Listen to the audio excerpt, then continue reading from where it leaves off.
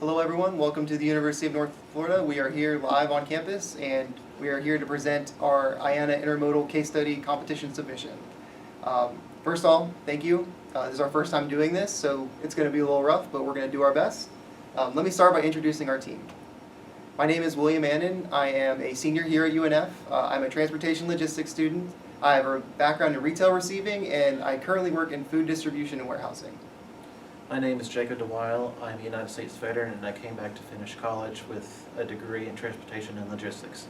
Hi, and I'm Benjamin Young. I am a senior here at the University of North Florida, and I am also a transportation and logistics major and a marketing major. All right, and with introductions out of the way, we'll get started on the case.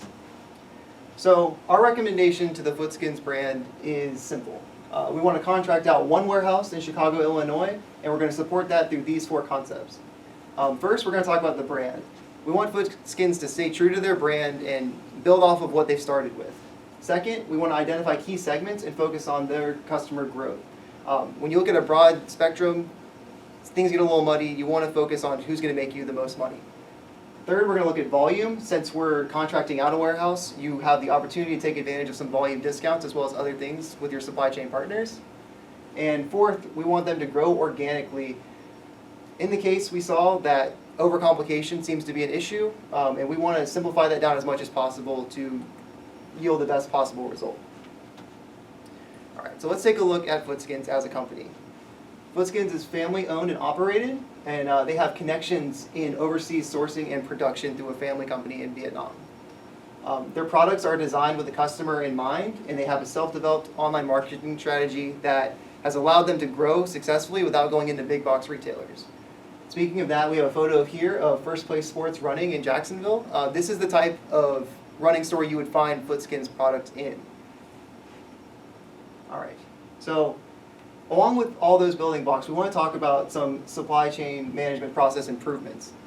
First of all, we want to maintain supply to control production costs. We have an advantage here because the overseas production is family oriented and linked, so you're not going to get cut out or you're not going to have to change supply too often. Second, we want to avoid introducing an intermediary between Footskins and the customer. What we mean here is we don't want to go with a WebNet or an Amazon or anything like that because you create a barrier between you and the customer. And third, we want to streamline our order fulfillment. When you open up a second distribution center, it opens up the opportunities to fulfill orders to these customers who are extremely time sensitive. So next we're going to get into some numbers and Ben is going to talk to you about this graph. Thank you, Will. So as you can see here, I have a graph of the listed top 21 states for our potential growth in sales. As you can see, our top 5 states include California, which is where Footskins is currently located, and they've really reached their market potential in that state, so they have to move east. After California, there's Texas, New York, Florida, and Illinois. So those are the top 4 states that they really need to focus on and gain traction in order to grow their company.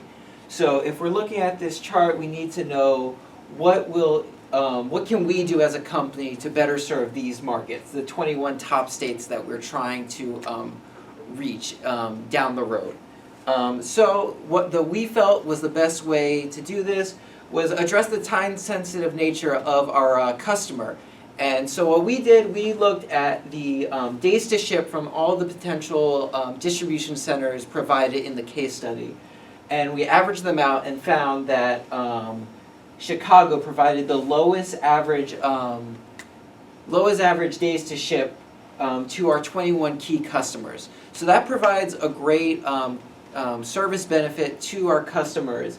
In fact, in the case study, it says that 7% of all their customers were lost at the point of checkout when they saw how many days it would take to ship from California. So reducing that is definitely going to improve our standing with our customers and get them better, more liking to our time frame of shipment. Not only that, but it will also lower costs. Our shipping partner that we have had since the beginning of the company has a zone system that basically stratifies cost based off distance, and in all the postal codes in the United States, Chicago averaged the lowest distance to all of these. So that would lower costs and provide a better service to all of our potential customers moving forward. And increasing our service and cost will increase volume, which is another benefit of using this Chicago facility. And Jacob's going to explain that more. Thank you. Thank you, Ben. Alrighty then.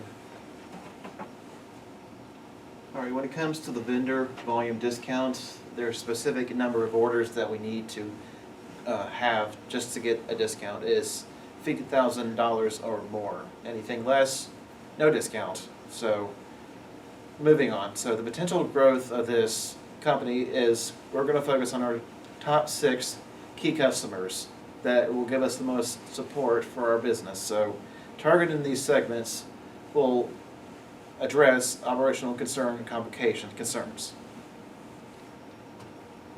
Alright, so we chose Chicago to further get closer to the East Coast and bigger cities like Florida, Texas, and New York, so we can decrease our delivery days and get our customers faster, better product.